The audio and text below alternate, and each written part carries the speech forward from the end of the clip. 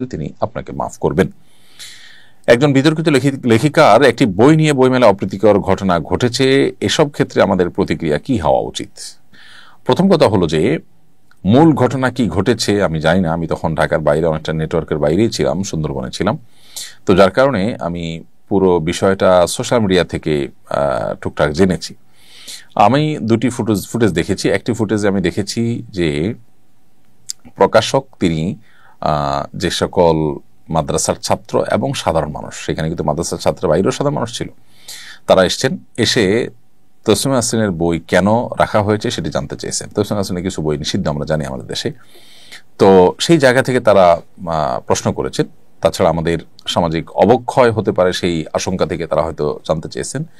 তো তার বিপরীতে তিনি যে রিয়্যাক্ট করেছেন, যা বলেছেন এবং ছাত্রদের গায়ে হাত তুলেছেন, এটার ভিডিও কিন্তু দেখেছি। এরপর অবশ্য প্রকাশকের গায়ে হাত তোলার ভিডিও আমরা দেখেছি এবং প্রকাশক হেনস্থার শিকার হয়েছেন। তার মাথায় হেলমেট পরা, পুলিশের নিয়ন্ত্রণে যাওয়ার পরও এটি হয়েছে। তো মূলত এ ধরনের ঘটনা কেন ঘটে, আমরা যদি একটু গোড়ায় যাই তাহলে দেখতে পাবো যে আমাদের দেশে যারা চরম ইসলাম বিদ্বেষী বা মুসলিম বিদ্বেষী, এই মানুষগুলোর বই পুস্তক, তাদের লেখাজোখা আমাদের সমাজকে অস্থিতিশীল করে।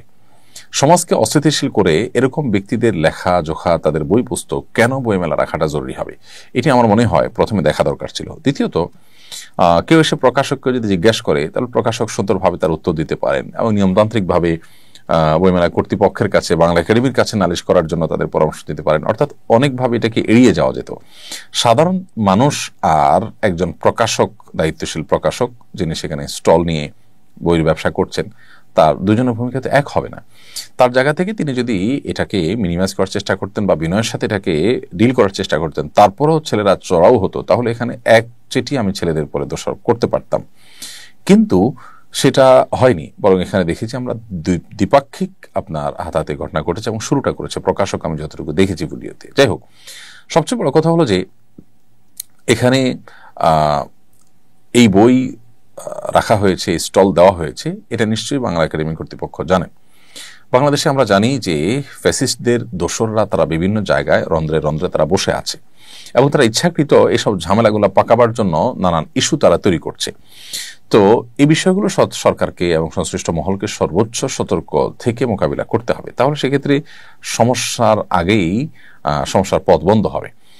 সমস্যা হলে তারপর আমরা সমাধান কি করবো সেটা চিন্তা করলাম, কিন্তু সমস্যাটা বন্ধ করার আগে থেকে বন্ধ রাখার সুযোগ আমাদের হাতে আছে। আমার মনে হয় সেই জিনিসটা খেয়াল করা দরকার। আর দায়িত্বশীল জায়গা থেকে এই ঘটনার আদ্য প্রান্ত ভালো করে জেনে তারপরে আমাদের মন্তব্য করা উচিত। এবং মাদ্রাসা শিক্ষার্থীদেরকে আমি বলবো যে তাদেরও নাহি আনিল মুনকার বা অসৎ কাজে বাধা প্রদানের এই কাজটি করতে গেলে হিকমার সাথে করতে হবে, বুদ্ধিমত্তার সাথে করতে হবে, কোথায় কতটুকু করা যাবে, কোথায় কোন অ্যাপ্রোচে কোন উপায়ে করতে হবে, এইটুকু সেন্স থাকতে হবে এবং সেই সাথে বিদগ্ধ বিচক্ষণ আলেমদের তত্ত্বাবধানে পরামর্শ নিয়ে কাজ করতে হবে। আমি জানি না মাদ্রাসার ছাত্র কিংবা সাধারণ ভাইরা যারা করেছেন এখানে কোনো আলেমের পরামর্শ নিয়েছেন কিনা, যেহেতু একটা দিনী বিষয়, দিনী চেতনা থেকে তারা করেছেন।